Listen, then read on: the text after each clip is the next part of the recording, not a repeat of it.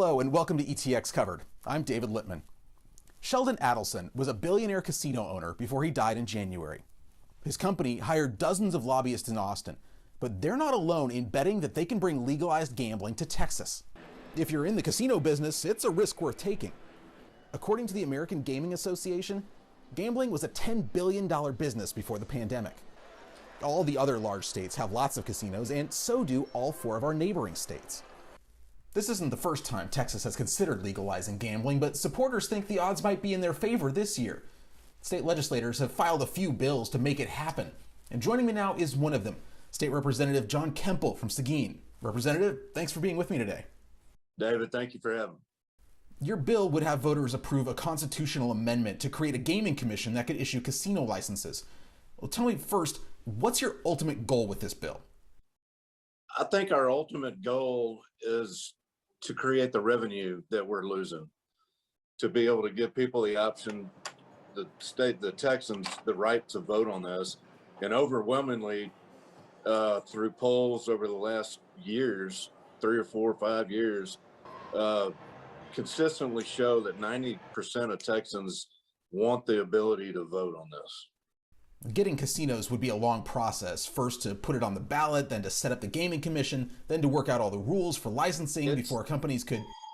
No, I'm sorry to interrupt you, but yeah, obviously it's an uphill fight in the legislature for sure, because you need 2/3 of each body and then the governor's approval. But then, if it were to pass, it'd be 6 to 7 years before we'd realize any revenue benefit.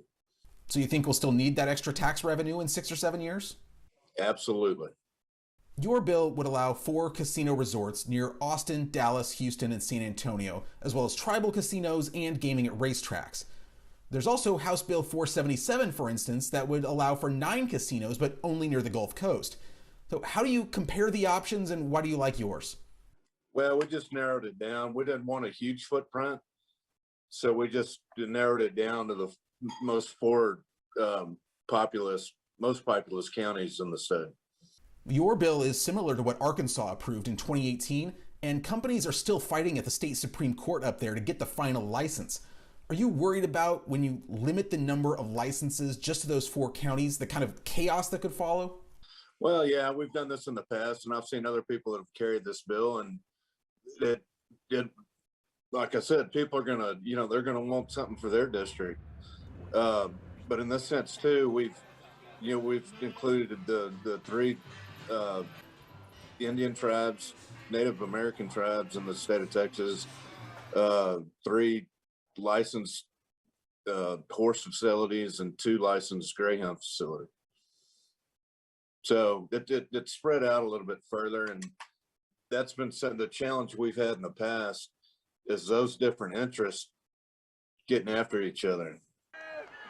So we try to be inclusive, and we'll see going forward. But there'll be a lot of work with all the stakeholders, even whether it's charitable bingo, whether it's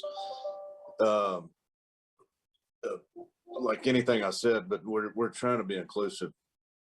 I mean, but it's the opportunity to create tens of thousands of jobs, bring in estimated $3 billion a year, and not to mention, that goes to public education, healthcare, infrastructure, and not to mention, just the construction creates thousands of jobs in a bunch of the tax base. So more, look at it as something that will just provide us diversified revenue to the Texas state budget. How much of it is just looking at the fact that all of our neighboring states have casinos now? Of course it is. The money's pouring out, whether it be New Mexico, Oklahoma, Louisiana. We're losing. I mean, you've been to, I don't know, but I certainly have been to a casino in Louisiana, and you walk through the parking lot and every license plate's Texas. And, we can assume that we're losing $4 to $5 billion a year. The companion bill in the state Senate has Carol Alvarado, a Democrat from Houston, as its sponsor. And you being a Republican, do you think that bipartisanship will help get you some votes? Absolutely. And Carol will be a great author in the Senate. And I've served with her in the House for a long time. She's going to be a good partner to work with. A recent poll from the University of Texas and the Texas Tribune showed 41% of Texans want casino gaming, but a majority say they want gambling expanded in the state. Critics will usually argue that casinos increase crime and ruin gambling addicts. So what's your counter-argument to that? Well, with the creation of the Gaming Commission and the money, some of the revenues that we have